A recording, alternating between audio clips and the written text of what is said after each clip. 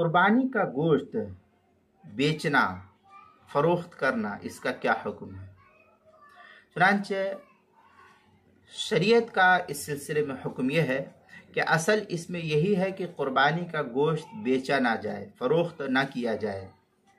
بلکہ اپنے استعمال میں اس کو لے آیا جائے، یا یہ کہ اگر خود اپنے استعمال میں نہیں لایا جا سکتا ہے تو جو غربا، مساکین، مستحقین ہے ان تک، ضرورت مندوں تک، جو فقراء ہے ان میں تقسیم کر دیا جائے اس گوشت کو۔ لیکن اگر گوشت اس قدر زیادہ ہو کہ اس کے ضائع ہونے کا خطرہ ہو تو ایسی صورت میں ضائع کرنے کے بجائے، پھینکنے کے بجائے بہتر یہی ہے کہ اس کو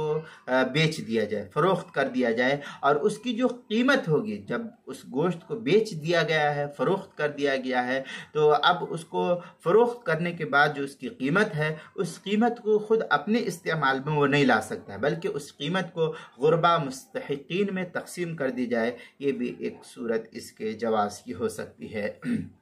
اور